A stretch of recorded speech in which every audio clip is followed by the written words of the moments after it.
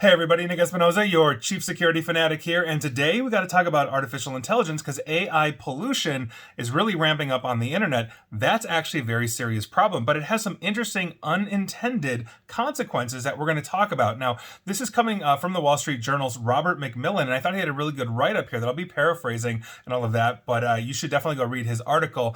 And he interviewed Jennifer Stevens. She's the executive editor of International Living, and basically, like I said, interviewed by him, and they are one of the many magazines or publications that are seeing a growing amount of AI-generated content, but it's so far beneath their standards that now it's basically just considered spam. Now, in early May of this year, the news site rating company NewsGuard found 49 fake websites that were using AI to generate content. But by the end of June, meaning like less than 2 weeks, basically from as I'm sitting here talking to you, the tally had hit 277.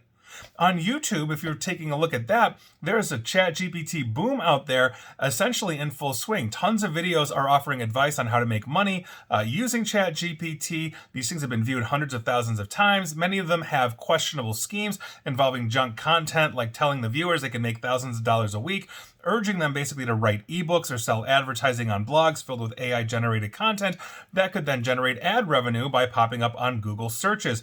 So, when Robert McMillan of the Wall Street Journal asked ChatGPT to, quote, name a few magazines that would accept content written by ChatGPT, of course it obliged and gave him 10 magazines, including 5 that use a content submission system known as Moksha to basically manage article submissions. Now, another magazine on that list was a science fiction magazine, Clarkesworld, which I've actually, I read about this one a while ago because they temporarily had to stop accepting submissions online because they were getting overwhelmed by tons of AI-generated stories. And that is according to Clarkesworld's publisher, Neil Clark. Now, Mr. Clark also said the submissions were driven by online videos that recommended using ChatGPT to create submissions to his website. Clark, like other publishers, basically were interviewed by the Wall Street Journal, said that his magazine rejects all AI-written submissions and that they're pretty easy to identify. They have, quote, perfect spelling and grammar,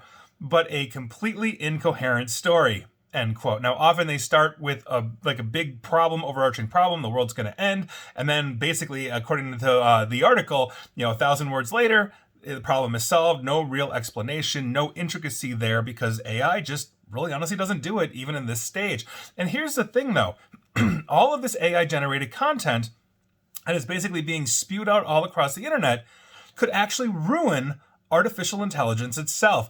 That's because their large language models, that's the software that forms the basis of chatbots like ChatGPT, train themselves on public data sets. As these data sets become increasingly filled with AI-generated content, researchers worry that the large language models will become less useful, and this is a phenomenon known as model collapse. Now, just as repeatedly scanning and printing the same photo over and over and over and over will reduce its detail, model collapse happens when large learning models become less useful as they digest data that they have created themselves. Meaning, I've had this thing write 1,000 articles for me in ChatGPT, it's put out into the public sphere, and guess what happens? It's learning from that, and it's learning basically on its own, essentially from what it's written, which then makes it worse.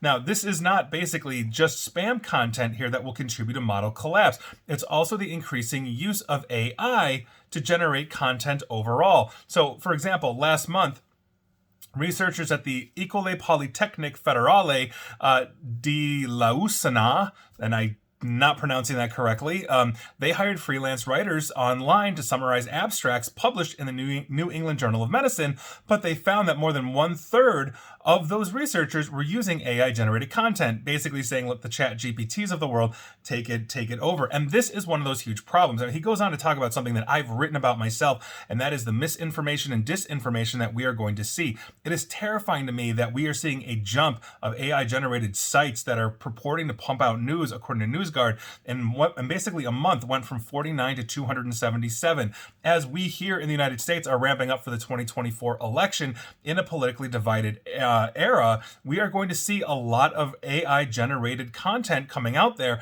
that really caters to one view or the other, whether you're far right, far left, or whatever it is, that are really going to continue to drive a wedge. This is going to be a boon for basically foreign intelligence agencies putting out disinformation all over the world, targeting everybody, whether it's China targeting Hong Kong, Russia targeting the United States, and many other countries as well. We're not the only target. This is a huge problem. People believe what they want to believe thanks to confirmation bias. And if the AI is reinforcing this with demonstrably false information, that's a huge problem. Take an example recently coming from federal court in Texas. I actually did a video/podcast on this, I want to say like a month or so ago, where basically a prosecutor or an attorney went looking for case law to bolster his case, and whatever that case was, went to ChatGPT thinking it was some fancy Google, and basically said, hey, give me case law that supports this case, and ChatGPT spit out 6 different cases. The problem is, when he submitted those to the judge and the judge went looking, none of them actually existed. They were fake. ChatGPT just made them up. It hallucinated these answers. And so now in that courtroom, in federal court in Texas, that judge basically has all of his attorneys sign basically a waiver that says, I did not use AI to generate this, or if I did, it was fact checked by a human. And so these are things that we really have to understand, because most people aren't checking facts. You're looking at this demonstrably false information that says, oh my God, Biden eats babies, Trump eats babies, whatever it is. And you're like, I knew it. I knew he was a baby eater, because it's your confirmation bias. So we have to make sure that we are keeping this in check. We are walking into, I think, a very dangerous time, in society, and it is being fueled by these online platforms that, quite frankly, have allowed disinformation to spiral out of control. But now with AI generated content, it's going to get 1,000 times worse. And I mean that literally. It's going to be 1,000 times worse than it is in terms of the content that we're going to see getting pumped out there, because we're already seeing this ramp up. And again, hundreds of more sites in less than 1 month now doing this. It's just going to get worse. So we've got to make sure that we are fact checking. We've got to make sure we are cutting through that noise. If it sounds exactly like what you believe, question it. Make sure that it actually is what it is. And that's the huge problem we're going to see continuously online. So there you go. That is your news of the day, and I'll leave you with that. Please like, share, follow me here on Facebook and Twitter at NickAESP, and please feel free to subscribe to me at YouTube as well. And as always, stay safe, stay online, and please attempt to stay private. Thanks, everybody.